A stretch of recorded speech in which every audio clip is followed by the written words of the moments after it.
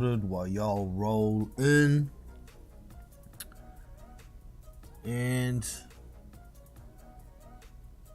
yeah, so there is a link for anybody who may like to join. I'll pin that to the top. Boosh, pinned.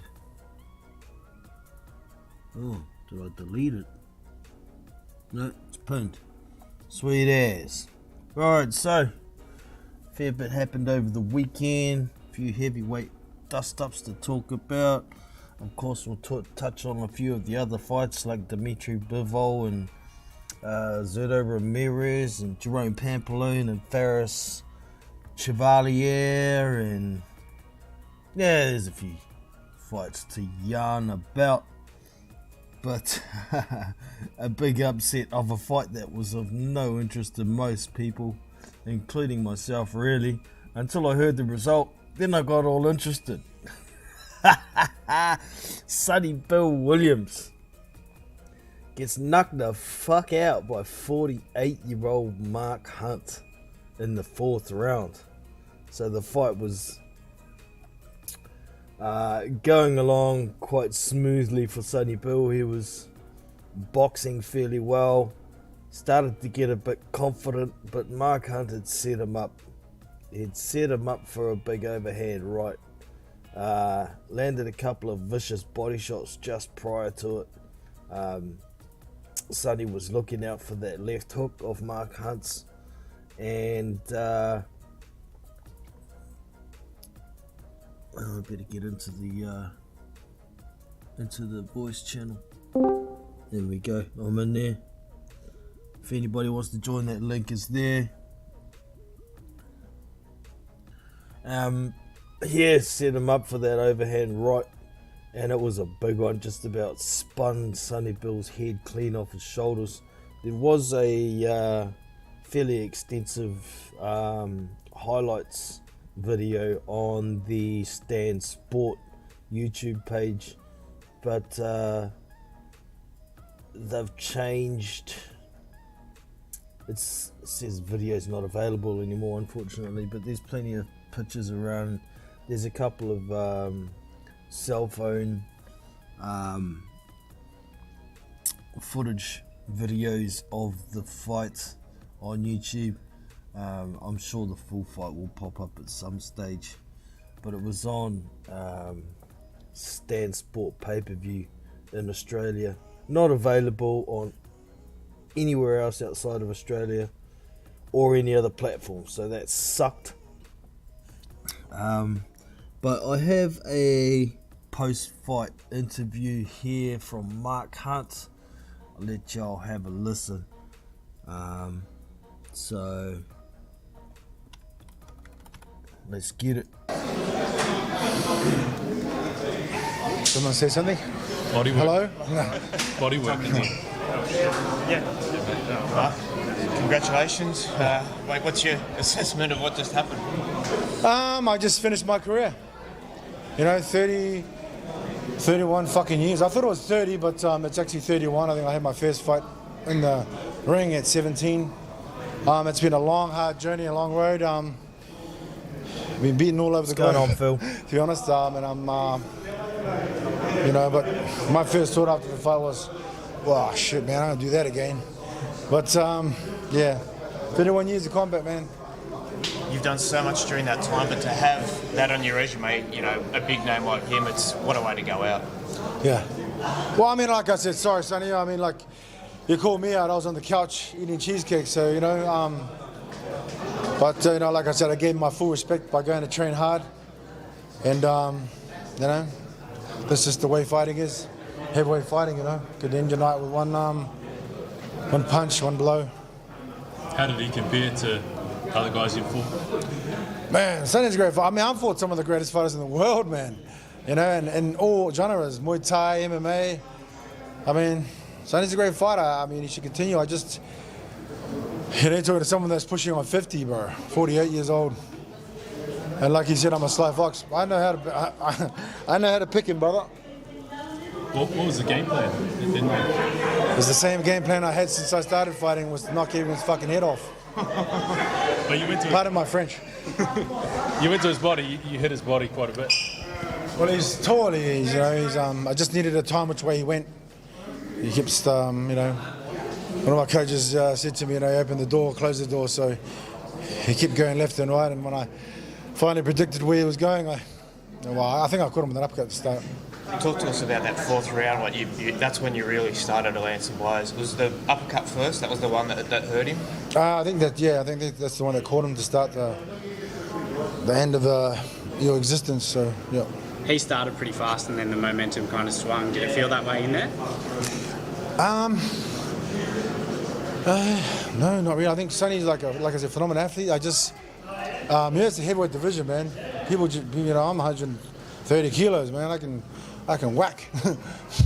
Well, what was the message from your corner? You knocked him down. Yeah, there was about 20-30 seconds. What was your corner saying to you? Just to chill out, and it's all about timing. It's all about timing. I mean, you're telling someone that's been fighting for such a long time, I know what to do. Yeah.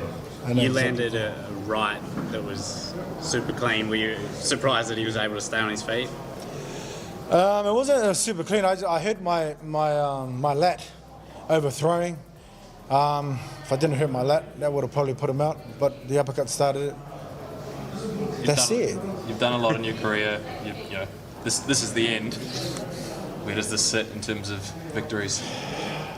To be honest, like I said, fighting has been a long time, but it's a downer, to be honest. You know, facing with the UFC and the issues with those guys and steroids and cheaters and unfair pay and healthcare even. It's as soon as I was forced to fight them, put the lawsuit on them, fighting became a chore. You know, it was hard working for that company. You know, and it's hard to see a lot of the guys I know come through from me working with this company. You know, I'm getting taken advantage of. I feel that's even more of a bigger fight. These kind of fights don't even sit anywhere close to being up there, to be honest with you. See, one of those guys is Justin Tuffer. What kind of message would you give to him? A couple of fights into his UFC career? Well, I spoke to him in length about everything. You know, he was with me, with a lot of the guys that came from the Oceania. And they understand how I feel about the way things are and what I'm doing. You know, not just talking about it. You know, I'm walking the walk. I'm not just talking it all. Like I said, I didn't have the money and, you know, take them on a $1 billion company, take them on to try and make things even. And all I asked for was just a clause in the contract. That's all I said. You know, I wanted just a clause in the contract. And they said, you know, being white for men, they don't give a crap. So, you know, if I don't come back from Vegas, you know what's happened. I'm in some pit in Vegas, in the desert. Do you think Sonny should keep fighting? Of course I think he should. You know, he's had 9 fights in his career. He's talking to someone that's been doing it for 31 years, mate. I mean, shucks. I caught him, and anyone could have, you know, if you get caught with anyone in the heavyweight division, you're done. You know, I think Coda's career's over. Why do you say that? Nah, I'm just joking. Did Sonny catch you with anything that? Yeah, I mean, like I said, it's the heavyweight division, but you're talking to someone that's, you know, God put me to fight. You know, I've been taking beatings. I can take it, man, easy. Were you just sort of taking it slow and steady? Because it really felt like Sonny came out firing and then it only really sort of wound up right. I was hoping like I said, I was hoping if he fired more so he can get more tired, then I just hit him once. But, you know, I'm built like a tank. I can take a lot of shots, man. This is definitely the end. Of course it's the end. I say that, you know, like I said, my first thought after the win was, fuck, I should just go again. You know? But I think the real fight is in the Las Vegas law courts. You know, where the real battle begins. That's what I'm trying to get to with my lawsuit with the trial. That's where it really starts, to make things even for the UFC fighters. You know, that's all that matters to me, man. You got that one last upset victory in you? Of course, man. I was born to fight. Born to do it. Doesn't matter what genre, man. All good.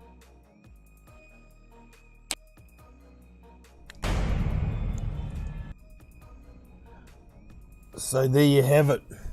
The end of the Super Saiyan, not Super Saiyan, Super Samoan Mark Hunt's career. At 48-year-old, he wins on a high note, stopping undefeated former New Zealand heavyweight champion Sonny Bill Williams. So, good luck with the lawsuit against the UFC, Mark Hunt. And I must say, it's been a pleasure to watch him over the years. The king of the walkaway knockout in the UFC, and they treated him like a piece of shit. So I really hope he gets something back from Dana White and those assholes over there. But it is what it is. Sonny Bill Williams takes his first loss, and he's no spring chicken himself. He's 37 years old these days. He wants that fight against Paul Gallen. Mark Hunt took an L to Paul Gallen, but I thought he won that fight. I thought the scorecards were bullshit. But it was what it was, so that's that one done and dusted. We also had the next night in Australia, we had Justice JP Huni taking on Kiki Tuolatali from New Zealand. He's like our fourth heavyweight, fourth ranked heavyweight, and he's kind of getting better. This Kiki Tuolatali. I mean, the scorecards were a bit cruel. A couple of them only gave, one of them only gave 1 round to Kiki, one gave 2, and one gave 3. I thought it was about 3 rounds, but there was a knockdown in there. I think it was round 4, something round 4 or 5. There was a knockdown in there. Kiki threw about 4 punches, ending with a right hook, and Justice Huni went down, and the ref called it a bloody slip. So really, it should have been 4 rounds to Kiki, in my opinion. And Justice was hurt a lot in that fight. Maybe 4 or 5 times he had the stanky leg going, and it worries me going forward. No disrespect to Kiki Tuolatali, he's still learning, but he ain't on world level, hell to the no. And if he's hurting Justice, shit, I don't know. I mean, Justice has got really good hand speed, good punch selection, good feet, but he keeps getting hand injuries. He injured his right hand in this fight as well. He was hoping to be out again in December, but that won't be happening after taking another hand injury. But he gets hit a lot. I mean, it's all fine and dandy being a tough dude and standing in the pocket with a guy who can punch like Kiki, but when you've got the skills to not do that, box from the outside, not get hit as much and move, why would you stand in there and go toe to toe with a puncher? Makes no sense. I mean, it's entertaining. It was a hell of a fun fight to watch, but he shouldn't be doing that. Nah, man. If he gets in the ring with a world level puncher like that and starts doing that, he's gonna get clean knocked the fuck out. So he's got to cut that shit out. But yeah, it was a decision win for Justice Huni. I picked a decision for that one. And I was actually, when I made my multi-bet, I was up at the barbers, waiting for my turn. I was bored, so I made some bets, and one of the earlier fights I picked by knockout by accident, and that stuffed up my whole multi. It would have been a really good winner if I hadn't have done that.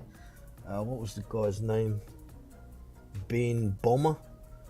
I picked him to win by knockout, and he won by decision, so that pissed me right off. But you get that. I still had other bets over the weekend that came through, so yeah. Don't hook with a hooker. Damn right, Phil. Exactly. You're asking for trouble. I mean, Justice seems to have a pretty good chin, but he got hit with some massive hooks in that fight. Uppercuts too, but the uppercut was landing really well for him. If you'd seen Kiki Toilatali fight before, he's pretty susceptible to the uppercut. I think Julius Long dropped him a couple of times in their fight. I think he fought him twice. I'm not exactly sure. I know he fought him once to a draw at least. But yeah, keep an eye out for Kiki. He's a pretty interesting fighter. He's now fighting under Isaac Peach, and they've got a really good little gym there. They've got Andre Mikhailovich, they've got David Light, they've got Jerome Pampalone, who was also on the card that I'm going to talk about in a minute. Isaac Peach is, in my opinion, has the best boxing gym in New Zealand at the moment. Not just the fighters in there, he's got a fairly new complex that he built way out in the Waitakere Ranges, away from all the city bustle and whatnot, and he's got accommodation for his fighters and a big total span shed that they built for a gym with all the equipment in there. So, man, he's got a really good setup, and if you listen to him in the corner, if you don't know Isaac Peach, he gives very simple, very effective instruction to his fighters as well. So yeah, keep an eye out for those 4 fighters I mentioned. I think David Light is one of the better cruiserweights in the world at the moment. Just hasn't had the opportunity to go too far yet, but I think he's now ranked. I think his last fight was in America. He fought a undefeated Mexican guy. I think he sparked him in the first or second round. Fucked him right up. So it could be a situation where it'll be hard for him to get fights, but he's definitely one to look out for. What's up, James Jameson? Nanu, how you going, brother? But yeah, Jerome Pampalone was on this card as well, light heavyweights, and he fought a tricky character in Faris Chevalier. I really dislike this dude. He's a tricky back foot counterpuncher, southpaw, but he just doesn't really have any offense. For 9 of the 10 rounds, he was trying to just counterpunch Jerome, and Jerome was way too fast for him. He did catch him with a couple of shots here and there, but landing 2 good shots in a round when Jerome's landing body shots, jabs, straights, combinations, he was never going to win the fight doing that. And then in the 12th round, he started to try and fight a little bit, and then when Jerome let his hands go, he'd stand there and move his head a little bit and go, come on, you can't knock me out, blah blah blah. It's like, well, why are you even bothering? If you're not trying to win the fucking fight, don't bother. What's the point? So yeah, this Faris Chevalier came from France, but all of his boxing fights have been in Australia.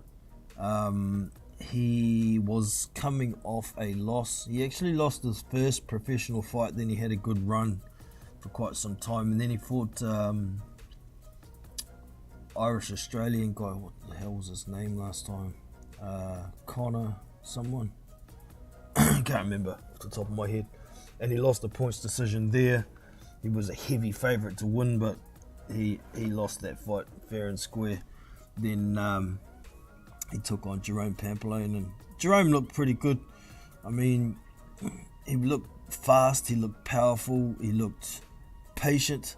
In the past, Jerome Pampalone's been a fighter who's been hard to keep. How do I put this? Hard to keep him settled and patient. He just wants to knock everyone's head off, but tend to gas himself out a bit. But in this fight, he was extremely patient. He still had plenty in the tank, and he looked good. So we'll see where Jerome Pampalone goes from here. Light heavyweight, I'm not sure who else is around at that weight off the top of my head, but I'll definitely be keeping an eye out for Jerome Pampalone. He was born in the UK, he's been in New Zealand most of his life, and his alias is the Panther. So yeah, that was a good fight. Also over the weekend we had Zan Kossobutskiy, unbeaten up and comer, taking on, what was the dude's name? Hassim Muhammad, a German fighter, undefeated, had an okay record and looked alright, but he looked like gash against Zan Kossobutskiy. Kossobutskiy's a funny kind of fighter. He's so relaxed all the time. He's like cruise control for the first little while of a fight always. Then he starts throwing to the body, and his body shots are vicious. I think 2 of the 5 knockdowns in this fight were due to body shots, and he ended up, I think it was 3 rounds. Yeah, it was the 3rd round. He put Hassim Muhammad down for the 5th time, and the ref waved it off. So that was easy work. But I can see Kossobutskiy, if he decides to get out of Germany so he can get a bit more exposure, there ain't going to be too many people who want to fight him. So we'll see how he goes. 6'5", a decent kind of boxer, but like I say, those body shots are the problem. Innocent Joseph Parker will not be world champion again. I was wrong. Yeah, I don't think he'll ever be a world champion again either. But yeah, I'll still watch the dude fight, still support him to a degree. But he's got to think about not coming in over 240 pounds. He gave away a lot of his attributes being that heavy against Joe Joyce. He wasn't moving, wasn't evading as much as usual, but it's really hard to do against Joe Joyce anyway. He just keeps coming, and he seems to always track everybody down and knock them the fuck out, and he's a problem for anybody.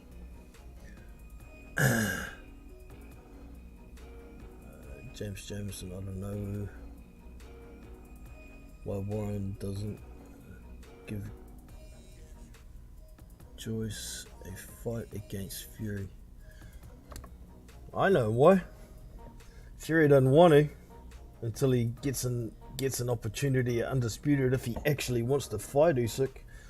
But I see Tyson on his True Geordie interview the other day was saying Joe Joyce was offered the fight, but Joe said he wouldn't be ready. No, that's not what happened. Joe, after his fight with Joe, said he wanted to go on holiday and spend a bit of time with family and whatnot. But then, after Fury turned down the Joshua fight, Joyce said that he would be ready if he needed to be, and he would have taken the fight. But no. Fury didn't want that. He wants to take on Derek Chisora for a reason that's a lie. He says he wants to be the first heavyweight champion to complete 2 trilogies. There's actually a few that have completed trilogies. And you know, I was actually listening to Dan the Man Boxing yesterday, and he was talking about it. There was Ali was one of them who's had a trilogy against Joe Frazier and a trilogy against Ken Norton. So that's one, but there's more.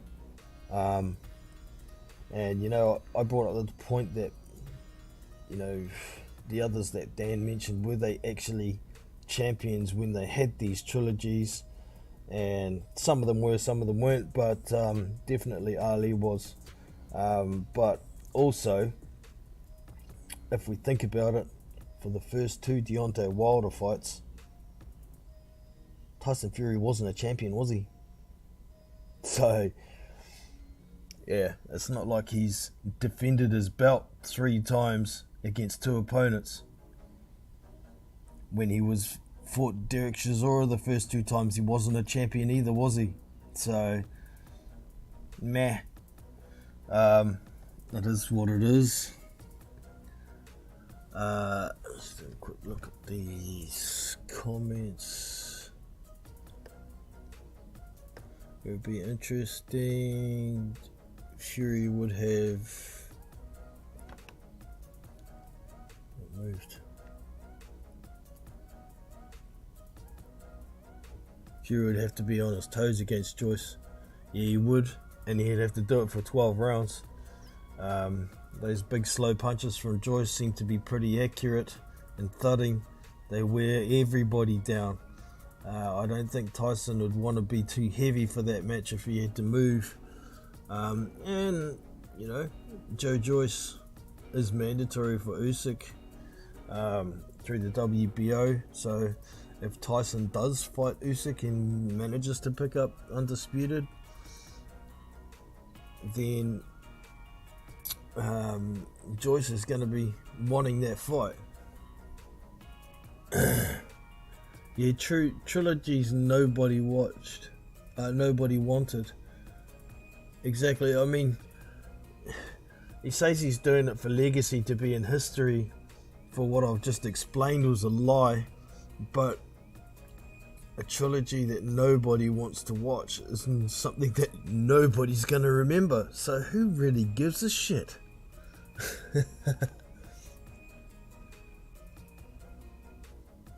After Wilder 2, absolutely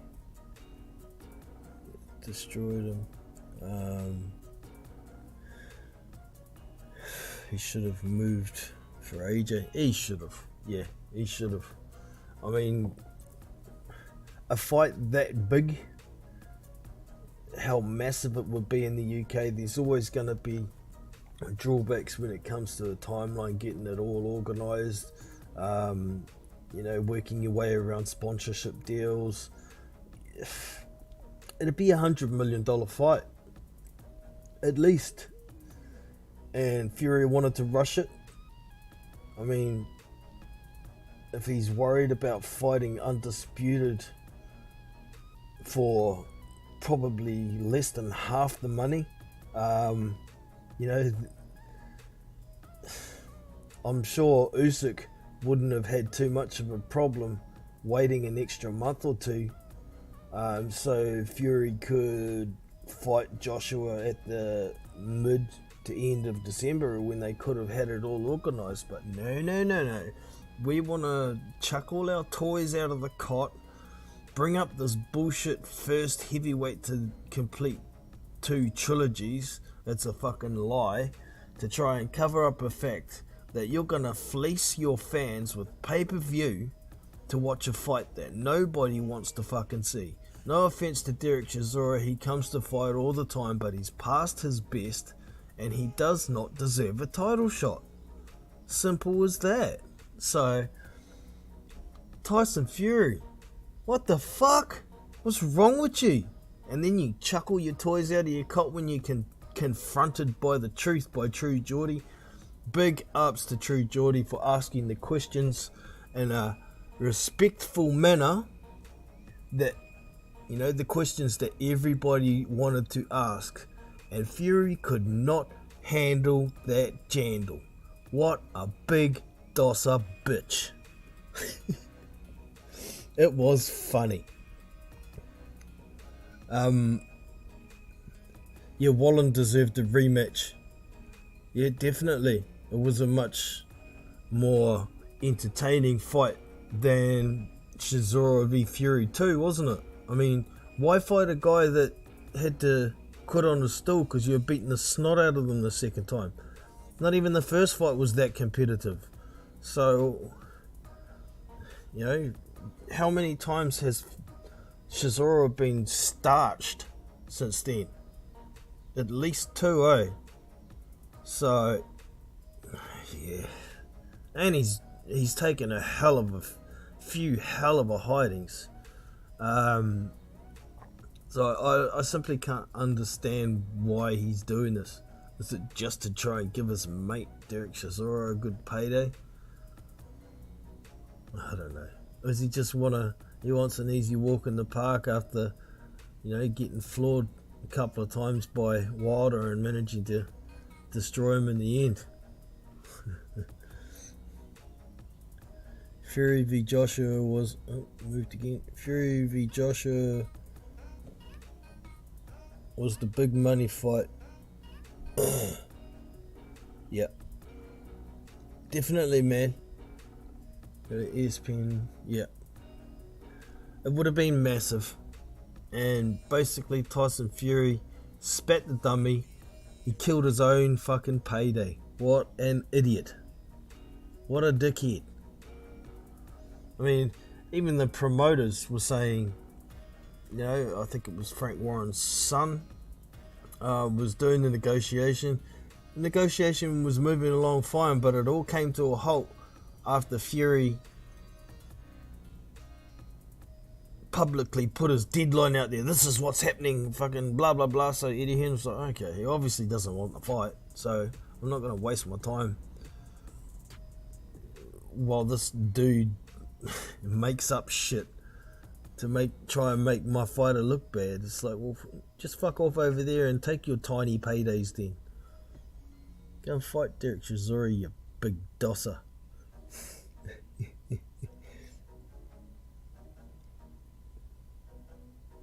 Expecting in the interview. Oh, what was it?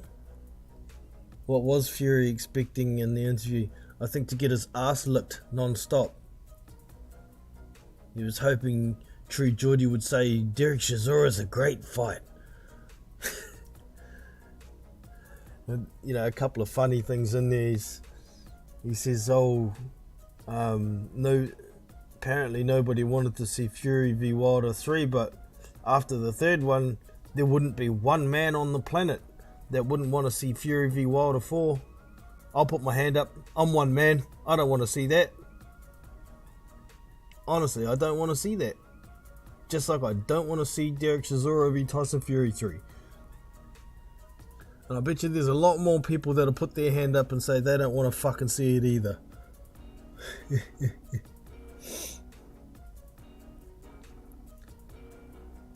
Stop with the horrendous cut.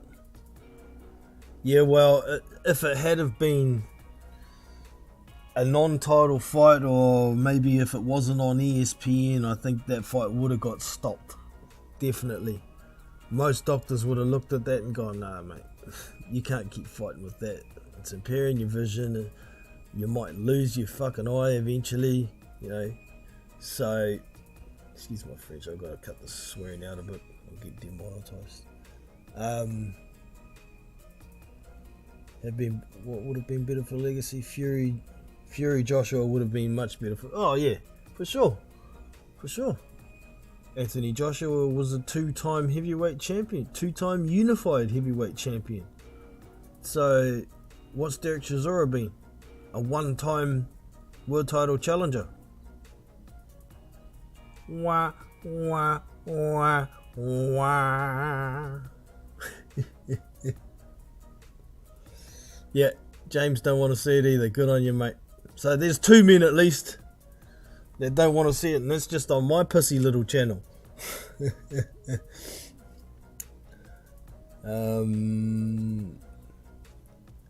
They won't release the pay-per-views. No, they won't. Hell to the no, no, no. I see about this. What stadium is it at? It's not Wembley Arena, is it? Yeah, it is Wembley Arena. They're saying that sold out 15,000 tickets, but I guarantee you, go searching for a ticket, you're going to find one, because it's all the scalpers that have bought them, and those dumbasses are going to lose money on it too, probably.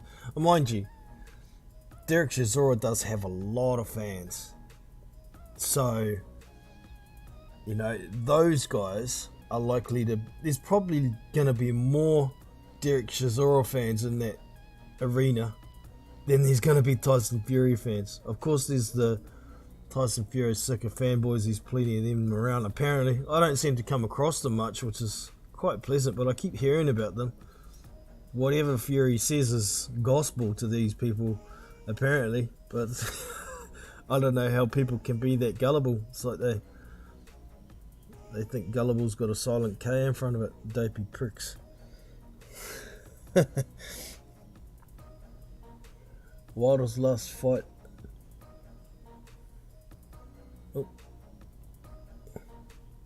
where'd it go? Only sold 75k. Yeah, that's right. Against Robert Helenius. I mean, it's not exactly a great fight, but I think PBC are having quite a few issues at the moment. They're having trouble getting funding. Their promotions haven't been great of late. So, of course, the matchup doesn't help either. I mean, no offense to Robert Helenius either, but he was well past his best. He's coming off a couple of good wins. I don't think he quite deserved the title shot. He needed to fight a final eliminator for the WBC, in my opinion. But it's not a matchup anybody was calling for. It seems the matchups that people are calling for are the ones that these fuckers keep avoiding. It sucks. In my opinion, Deontay Wilder should have been fighting Frank Sanchez. And I haven't looked into it, but I saw somebody dropped a video today that Deontay Wilder might even be looking to duck Andy Ruiz. It's like, what? Is this for real? Why? I like Chizzy. Yeah, man. I like Derek Chisora as well. Like I say, he always comes to fight. He's really entertaining. His pre-fight antics are fucking awesome. But just keeping it real, he's a gatekeeper. A world level gatekeeper. If you can't get past Chisora, then you don't deserve to get into final eliminators. So yeah. It is a mismatch. Big time. Huge big time. Moved again. The fight is at Tottenham Hotspurs. Okay. Yeah. Tottenham Stadium, yeah, rightio. Capacity 62,000. Okay. I thought it was at Wembley Arena. My bad. Oh no, that's White and Franklin, isn't it? Is that that one's at Wembley Arena.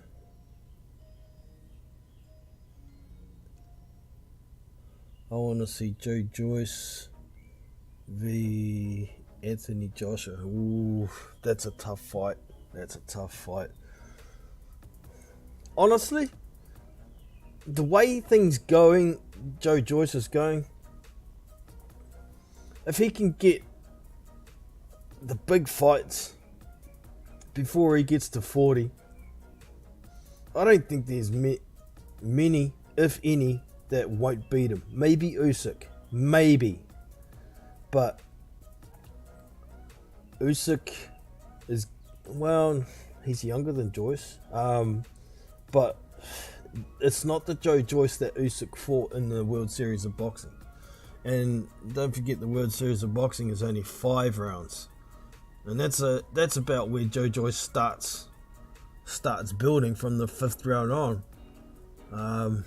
Larry Liston.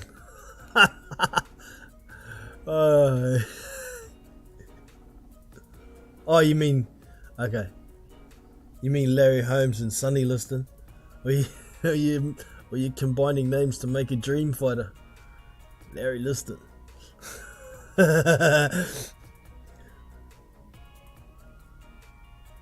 Hey, that's pretty fun.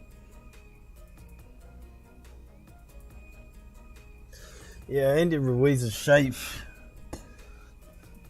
It determines how well he moves his feet, but I don't know how good his punch resistance is when he's lighter.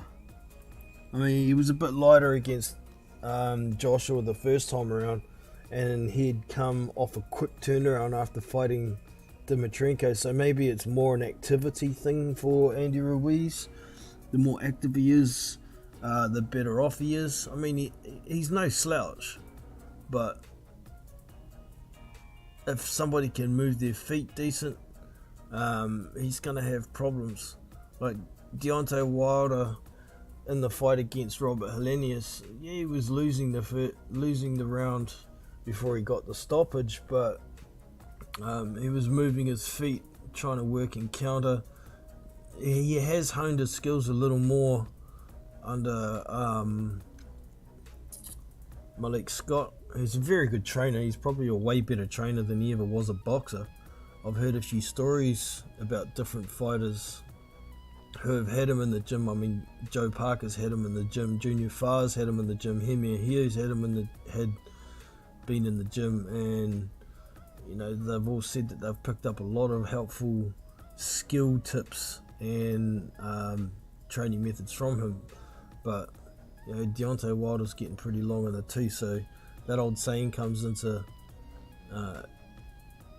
use. You can't teach an old dog new tricks. You might be able to improve what you got, but yeah, I don't know.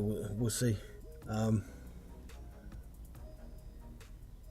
think Andy Ruiz has the worst punch resistance when he's lighter. Yeah, but it's kind of a balancing act, because if he's too big, his boots have got real concrete in them. He hasn't got good feet anyway, but if he's heavy, he just can't move his feet anywhere near quick enough to do what he needs to do. We saw that in the second Joshua fight. So yeah, I mean, he didn't really move that well against Ortiz either, did he? He was so cautious. It's like he thinks Luis Ortiz was the heaviest puncher in the whole division, which I disagree with. So yeah, that's what it is. Ortiz is shot to pieces, yeah. Ortiz's legs have been gone for about 4 years. Totally gone. I guess it happens when you're about 60. Kevin Worrell, good to see you, bro. Evening all. The lads, what have I missed? Not too much. I've just been chatting with the guys in the chat at the moment. We covered a bit about Sonny Bill Williams getting knocked the fuck out by Mark Hunt. A bit about Jerome Pampalone, a bit about Justice Huni and Kiki Taulatali. You can always go back on the archive or the replay gang and check out what you missed. I hadn't got into the Bivol Ramirez card yet, but a little bit of interesting conversation going on in the chat here at the moment, so we're in no hurry to move on. So if you've got any questions, Kevin, let us know, man. Let us know. Ortiz is about 52 or 53. Yeah, I can't even remember what he's listed as on BoxRec. I think it says 42 or something like that. But yeah, I wouldn't be surprised if he's actually older than Mark Hunt, who's 48 and retired.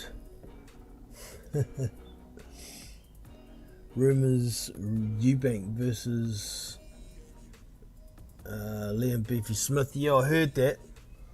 That's a decent fight.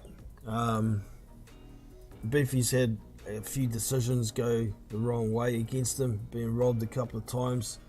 He's a solid fighter. Lots of people underestimate him, and recently off his last few fights, I've been making good money picking knockouts against particular opponents, because that pressure he brings, it's another one that wears people down.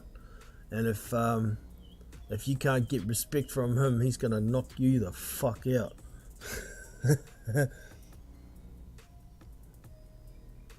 Sonny Bill been sparked. Well, he didn't actually get sparked out. No, he won the first 3 rounds and was doing okay boxing at range, but Mark Hunt was setting him up with making him think about the big left hook the whole night, and then throwing the right to the body, making him bring that left hand down. And Sonny had him bailed up against the ropes at one point. They got a bit confident, and Mark Hunt landed a sneaky right uppercut on the inside. It was really hard to see on the camera angle, but that kind of started the demise, put Sonny back, going backwards a little bit, and then Mark got him around back to the ropes and threw the left hook to the body and right hand over the top, and man, that right hand nearly spun Sonny Bill's head clean off. Couple more punches on the way down. He went down once, he got up and beat the count, and then Mark Hunt just went to town with hooks and right hands over the top against the ropes. Sonny went down again, the ref stopped it. So yeah, it was funny. I really wasn't interested in the fight too much, because I thought Sonny Bill should be able to box him and win a points decision, which he should have done. If he hadn't gotten cocky and confident, he might have been able to do it, but he thought he was getting the better of the old fella. But the wily old fox knew exactly what he was doing. He's just waiting for him to slow down a bit, bring that left hand down so he could get that right hand over the top, and he got it. Wacko. Nearly smacked his head clean the fuck off his shoulders. I watched that Sonny Bill lose.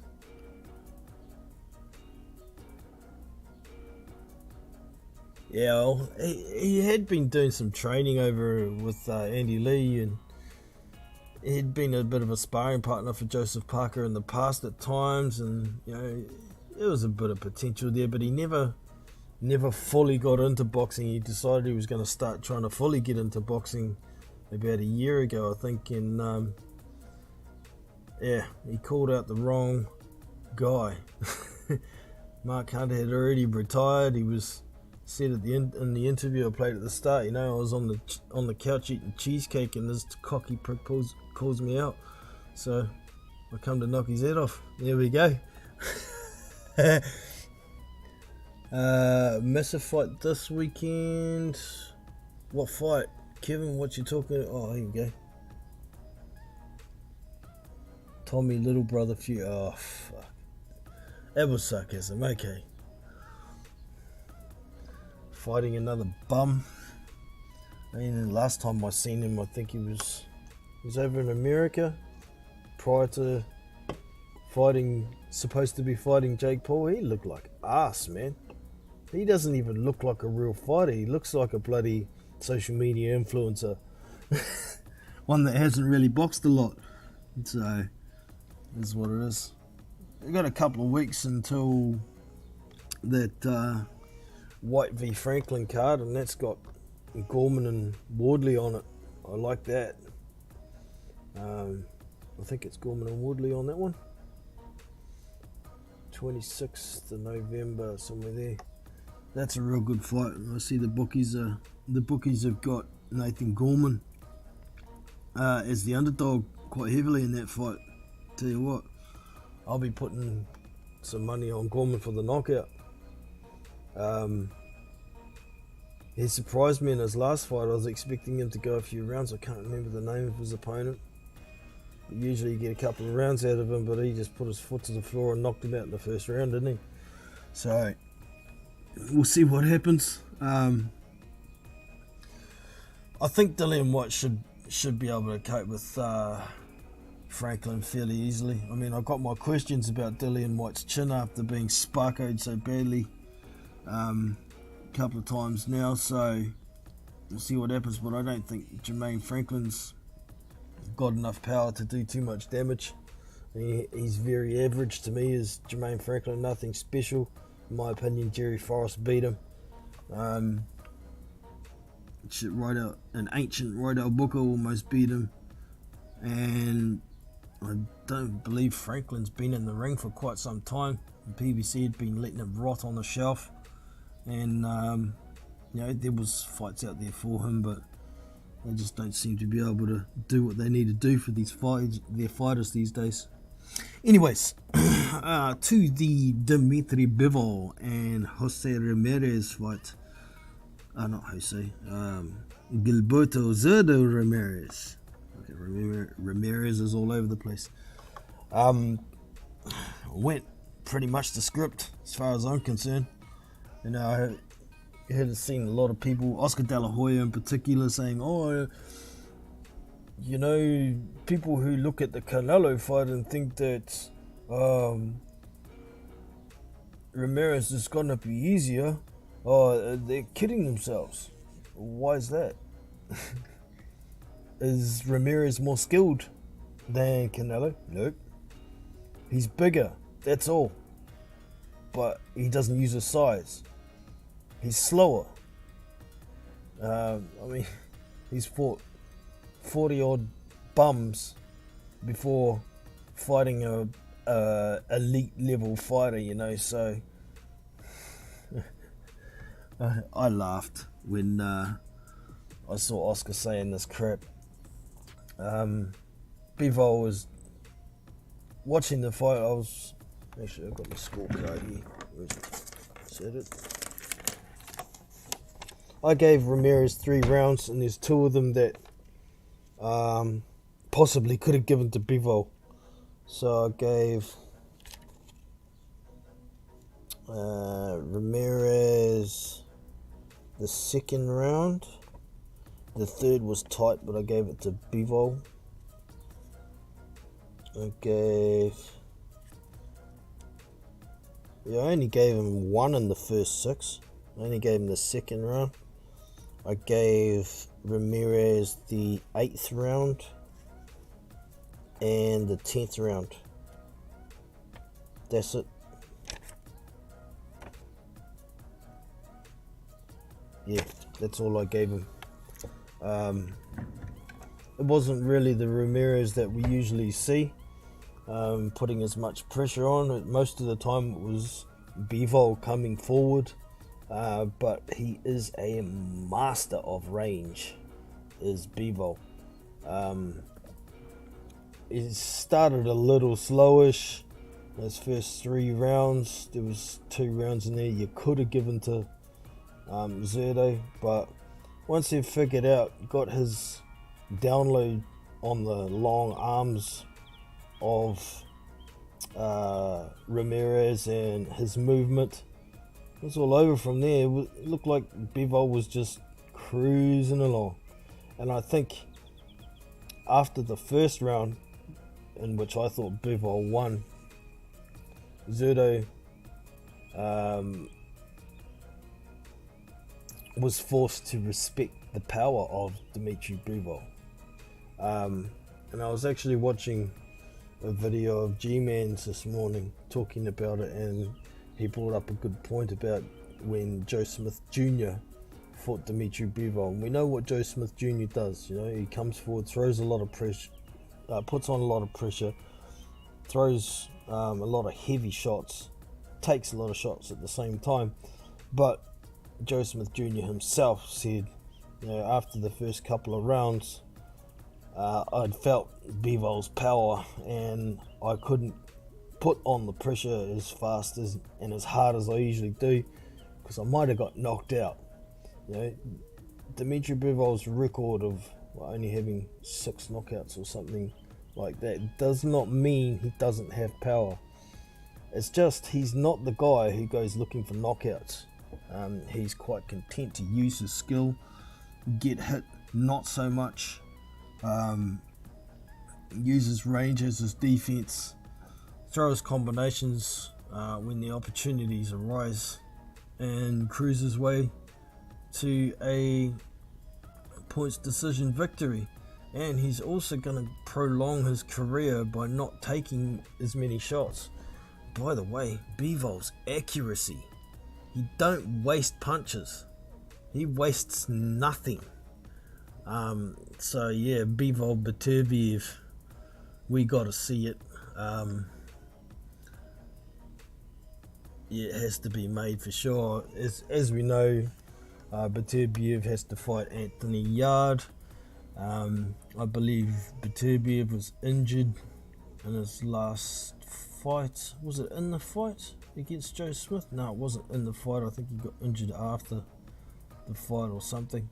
So he's had to take a bit of a break before he has to face Yarde, as it's mandatory. But there's always a possibility that they could try and give Anthony Yarde step aside money, but he's not likely to take it, in my opinion. He's turned down step aside money before, when he was mandatory for what's his name, Sergey Kovalev.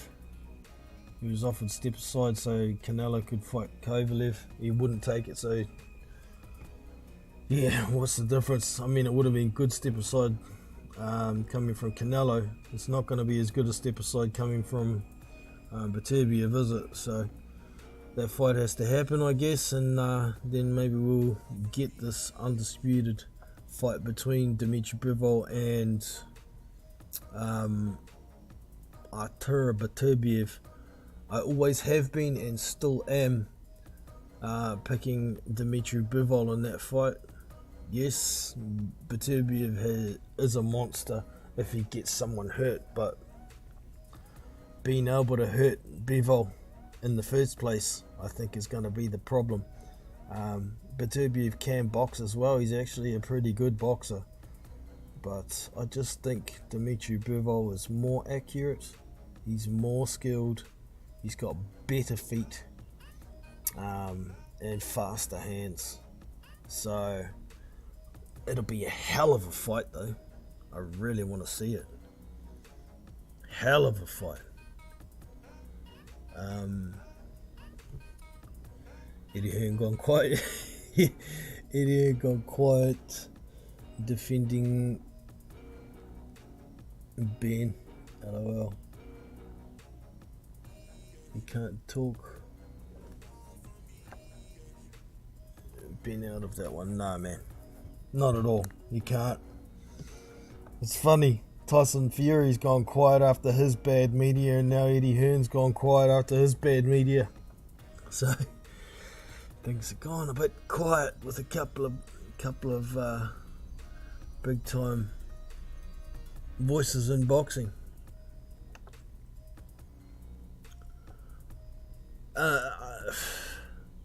I'm just not really that interested in what Conor Ben's doing at the moment. You know, when someone gets caught cheating, it is what it is. I lose interest.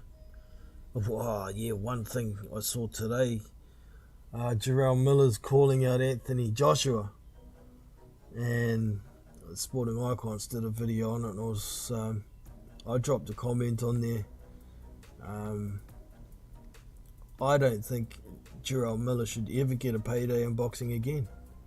He's been caught twice cheating with PEDs in boxing. He's also been caught cheating in K1, not K1, or might have been K1, but kickboxing as well. Dude has no respect for sportsmanship. He always wants to cheat. Dude shouldn't even be in the fucking sport anymore. So I'm not interested in seeing Jarrell Miller get a payday against anybody, let alone Anthony Joshua. So screw him. Screw him with a screwdriver. That puts. I am not sure. Yeah, I don't know either, bro.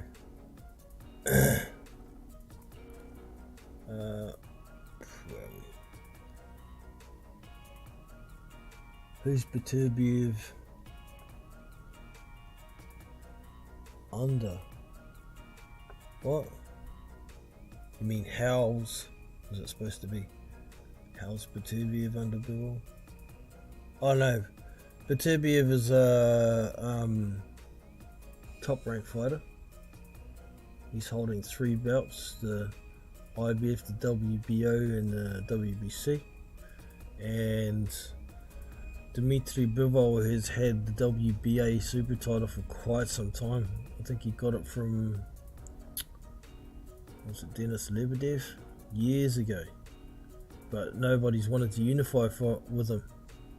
You know, I think there's good reason behind that. Most people know that Bivol will beat them, so it was big ups to Joe Smith Jr. for even taking that fight years ago.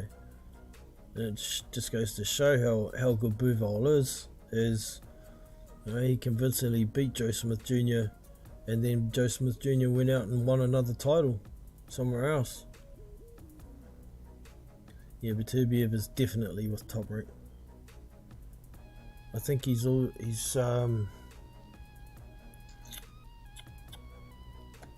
of the Tiger as well. Or is it Yvonne Michelle? He's definitely primary promoter is one of the Canadian outfits there, but co-promoted by Top Rank. It seems to be the go with all the Canadian fighters these days. I see Azambek Makhmudov has now got promotional ties with Top Rank as well. So yeah, Beterbiev is trained by, what's that guy's name? Shit, I can't remember the name now. Help me out, Phil. Makhmudov's trainer. What's his name?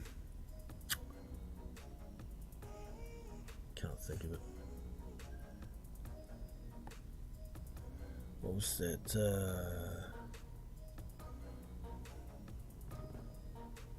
I think it can.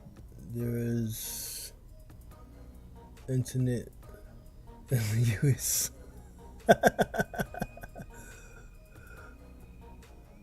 Bob just wants the dollars. Yeah, well, I think DAZN and ESPN would work out a deal, cross promotion. Of course, it's likely ESPN would get the American rights, and DAZN will be looking to get the UK rights and the rest of the world or something like that.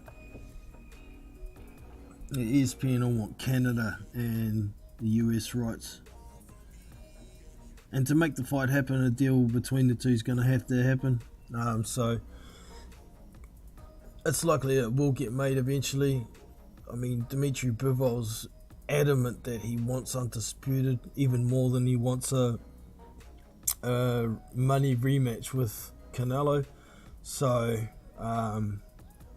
what the fighter wants should be what the fighter gets, one way or another. Dmitry doesn't seem to be that worried about the money for that particular fight, so it'll just be the network squabbling between broadcasting rights in different parts of the globe would be the only hold up, really, I imagine. I think the same as with Beterbiev. He doesn't really give a shit about any of that stuff. He wants to fight for legacy as well, but he can't be mucking around. I think he's 38 now.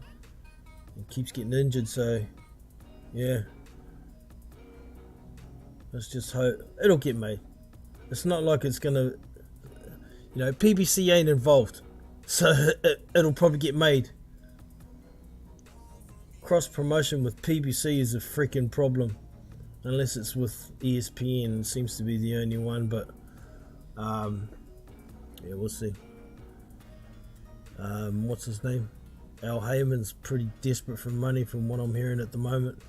Having problems bankrolling his Premier Boxing Champion, so we'll see what happens. They might go the way of HBO yet. We'll see.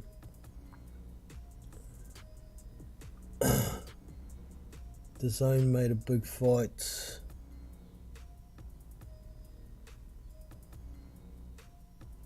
Surprised that's true. PBC is the biggest problem, yeah. PBC, like everyone calls it PBC Isolation Island for a reason. You know, a pack of dickheads. Alright, there was another fight on the Bivol v Ramirez card, and Zelfa Barrett and I can't even say his first name, Shuck or something, Rakimov. Rakimov was a heavy favourite in that fight, but Zelfa Barrett actually put on one of the better performances in his career, to be fair. I always thought that Zelfa Barrett was going to win the first couple of rounds, you know, using his speed, his agility. Rakimov is more of a pressure fighter. In that particular style matchup, you usually see the faster, more skilled fighter winning the first few rounds. So I think I'd scored it 3-0 the first, 2-0 for the first two, and then Rakimov got dropped in the third round, and it was looking a bit shady. I had Rakimov just for the win in one of my multis, and I was, you know, asshole puckering a little bit. Come on, fucking do that! Get up, you pussy! Yelling at the screen and shit. But Rakimov persisted and started applying more pressure, and you could see it was starting to get to Barrett a bit. By the time of the knockout, I think it was in the 9th round, was it the 9th or the 10th, one of those, I had the fight pretty even by then. After Rakimov got knocked down in the third and lost the first probably 4 rounds, the fight was getting pretty even according to my card. I think Zelfa might have still been just ahead, but the round before the knockout, you could see Zelfa was starting to feel a bit uncomfortable with the pressure from Rakimov, and eventually it looked like Zelfa had hurt a leg, a knee or an ankle or something when he was trying to back up and get away from the pressure, and apparently not, from what I've heard. It's just the fact that Rakimov had landed a couple of good shots and had got him dazed a bit and put him down. Zelfa did manage to get up, and Rakimov poured on the pressure. The ref stopped the fight just as Zelfa Barrett's uncle was trying to throw the towel, where he had actually thrown the towel in, but the ref hadn't seen it. The ref had already called the fight off, so it was gonna stop one way or another, and Rakimov got the knockout in the end. So yeah, it was what it was, but could have been a lucky escape for Rakimov. If Zelfa had a bit more conditioning, could have kept up the movement for another couple of rounds, we could have seen it go the other way. But yeah, we've seen it in the past a couple of times. Towards the end of fights, Zelfa's movement slows down. He starts getting a bit uncomfortable if he's being pressured, like that Kiko Martinez fight, in which I thought Kiko was robbed in that one. So yeah, it was a decent fight to watch. I enjoyed that whole card, really. There was that Jessica McCaskill and Chantel Cameron fight. I didn't actually watch that one. There was the Kossobutskiy card on YouTube at the same time, and it was I think it was Norad Aliev, a prospect, taking on Jakob Siglam. Old Jakob Siglam, money, will remember him. German heavyweights. He's been around for a while. Ended up getting stopped in 5th round, and that was on at the same time as the Chantel Cameron fight. So You know, if I've got a heavyweight fight versus a woman's fight, I'm going to take the heavyweight fight every time. So, yeah, Jakob Seglem ended up getting stopped in the 5th. This guy, Nurad Aliyev, doesn't seem to have a lot of power. He's got fairly fast hands and okay feet. He's not usually very aggressive. He was a little more aggressive in this fight, but Jakob Seglem throughout the 1st to the 4th was getting hit with shots and staggering here and there all over the place, but he got a big cut over his right eye. The doctor had checked it at the end of the 4th round, and they came out for the 5th. Aliyev threw a combination and they got tied up. Then the ref came in to break them up. He looked across at the cut on Seglem's face and called it off. Like less than a minute after the doctor had cleared it, and the cut hadn't got any worse. So it was a bit fucking dodgy, really. And apparently we get a few dodgy decisions in these, well, dodgy stoppages in the German fights. It's not a good look.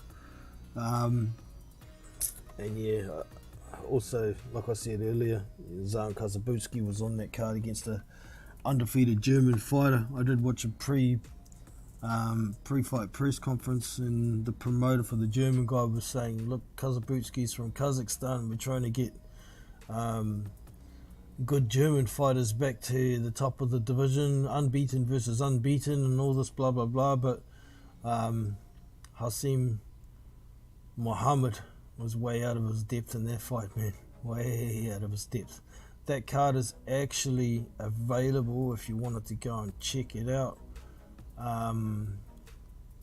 Go to the Universum Boxing YouTube channel, and the live stream in full is available there. The commentary is in German, of course, but the Kossobutskiy fight is somewhere in the middle. I think the Aliyev v Seglem fight's after it. It's not the main event. They've got some media influence, social media influence fights in there as well. So they don't really have the text of each fighter, so you got to look for the start of each fight and listen for the names through the German to try and understand which is which if you don't know what they look like. There was supposed to be another fight on there as well, which I was actually looking forward to. A Cuban fighter called, hold on a minute. I just thought my timber shipment was here, but it's not.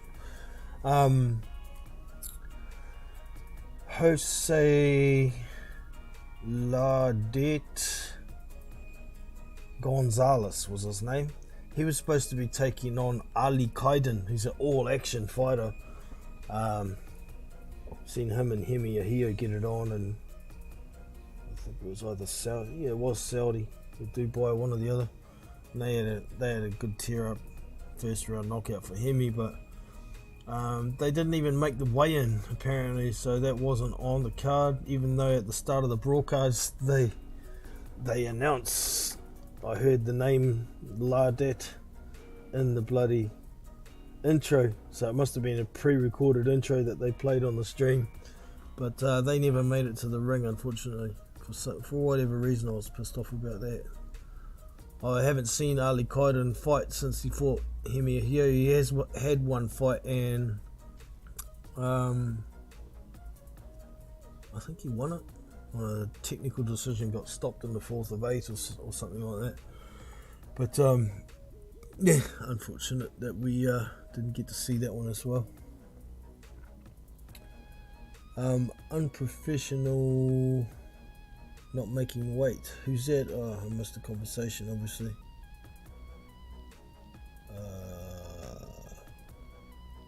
I would be interested in that fight. Which one? There we go. I think Anthony Yard is fighting soon. Can't remember who. Oh, I'll have a quick look, man. See if I can find it. I thought he was fighting Artur Beterbiev next, but let's have a look.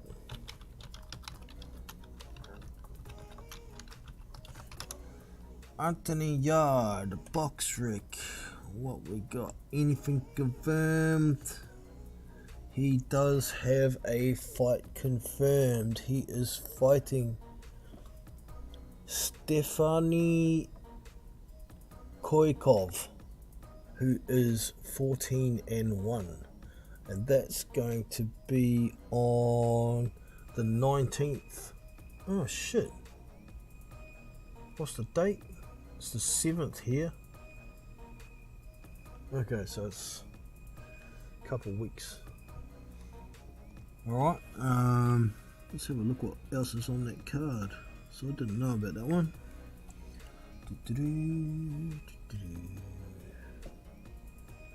Liam Davies will be taking on Lenat Baluta. Was it Ionut? Yeah, it's Ionut Baluta. I don't know who the fuck that is. He's 13-3. That says that's the main event.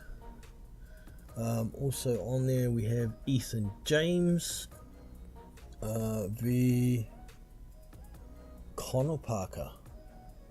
Don't know Conor Parker. He's 14-1. Who else we got on there? There's Anthony Yard. Jamie Stewart.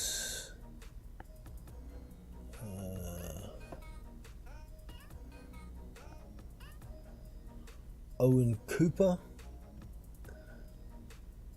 It's a welterweight fight. We've got a lightweight fight, welterweight, light heavyweight. Who's this? Oh, I've got an almighty TBA as the opponent. Ezra Taylor. Light heavyweight. Who is 3-0? Don't know. Be good to have a look at that one. So, as we know, it's probably a BT card. United Kingdom BT Sport is where the broadcaster is at for that one.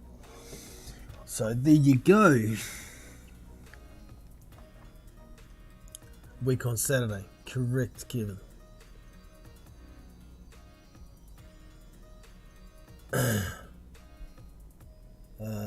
Just to say that Kiko Martinez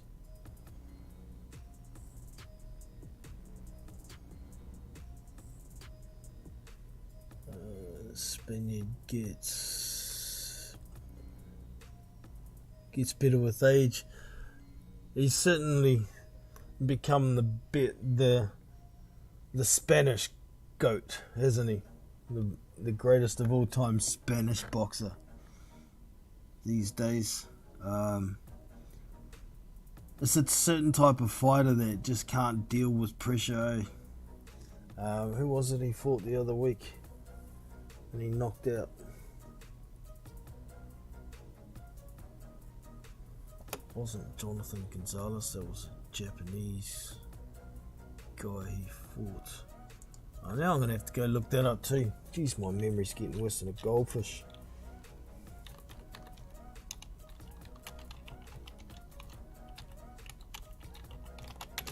Kiko Martinez.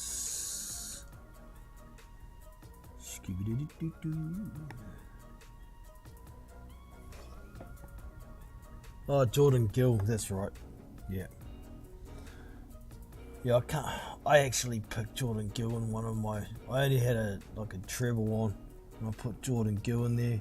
I hadn't even looked into it properly. And then once it was too late, I was like, oh, I remember Jordan Gill. He's coming off a knockout win, but it was a one-punch knockout that he was losing badly, and I was like, oh no, Kiko's gonna beat him, and then Kiko knocks his block off. Whoopsie. Made a couple of boo-boos with me bets lately. It's no good. It depends on how low Joshua to yeah, okay.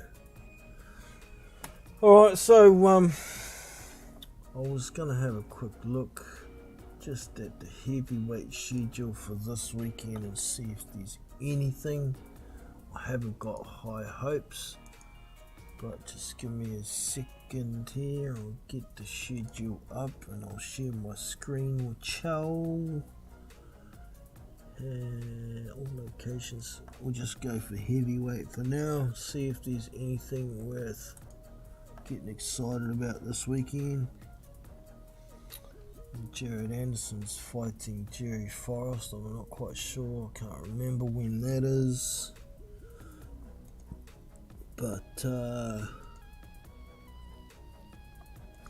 let me share my screen with you guys. Boosh. There we go. Heavyweight schedule.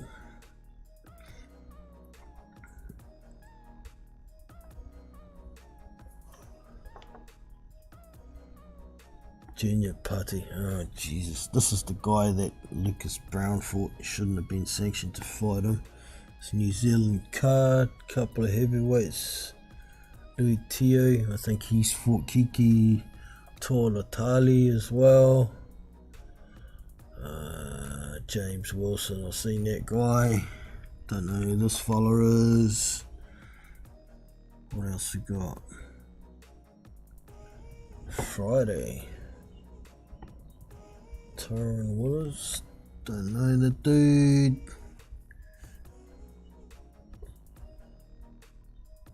David Eli, okay, he's fighting. I remember seeing this one. Elvis Garcia. Yeah, what's the event for that one? David Adelaide. Hey, that's not the right tingy, man. I need the right tingy. Must be this tingy, is it? Yes, it is Ted Tingy. Nick Ball. Willie Hutchinson. Jesus, he's still fighting. I thought he was retired. Willie Hutchinson. Am I thinking of someone else? I might be. TBA for the main event. That's a bit shit. No broadcast listed as yet. Promoter Frank Warren, so it'll be on BT this weekend. So David Adelaide is getting busy. That's good. So also Friday, Saturday, New Zealand. These punks fighting a little short amount of rounds. Not interested. Got one in Aussie. Luke Shields, don't know who that dude is. 6-rounder. Hayden Wright. I think I've heard the name. Alex Simon, I've heard of that name before. I don't know why. He's got a losing record. He's fighting in a shitty little 4-rounder. Right, we'll move on. See if we can find something of significance. Here we go. Look at this. Broadcast United Kingdom. Fraser Clark is in action again. And he's got an opponent. Oh, it's Kamil Sokolovsky. He won't pull out on you. He won't pull out on you. So that's good. Let's see what else is on the card. Just have a quick look in here. So Dalton Smith,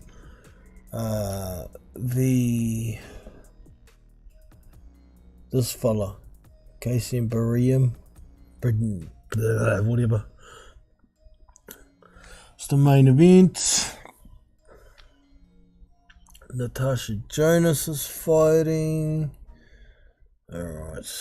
She should win that one. Tyler Denny back in action. Bradley, what else?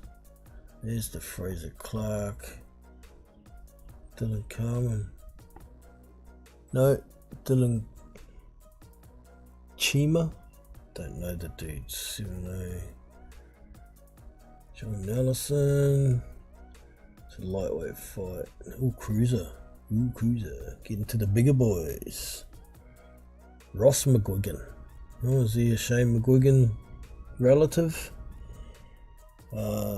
Fighting Vidal Riley. Okay, that could be a good scrap. Cruiserweight. Alright. What else you got? US. Dakari Scott. Don King card, maybe. Fuck, he still hasn't got an appointment. Still hasn't got an opponent. It's a week out. Dakari Scott. He's the guy who was it Jonathan Goodry knocked him out. He's a big fat fucker. No discipline. 400-pound fat shit. Yeah, dum. Diddy dum. What else you got? 6 rounds, 4 rounds, blah blah blah. That's moving down to Friday the 18th. That's miles away. Okay. So, there ain't a lot happening. But David Adelaide is in action on that BT card. Whoops, we don't want to go there. And Dakari Scott, the fat Don King fighter, is in action as well. But not really a lot happening this weekend that I know of. So that is about that. Jump back over here briefly. Have a quick look in the chat before I close this mofo down. If y'all have got any questions, now's the time to get them in before I shut down. Ruiz, the national speed. Oh dear. I don't think he's got the dedication. Nah, man. If he was dedicated, he'd be a cruiserweight. Dude's 6'1", man. If he was dedicated, he'd be a cruiserweight.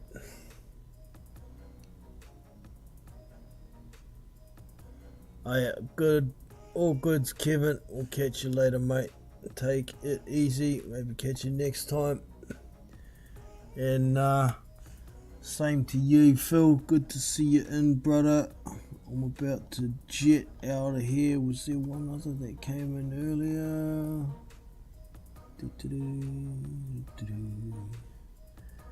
James Jameson popped in as well, so big up to you three. I think that was all that came in today.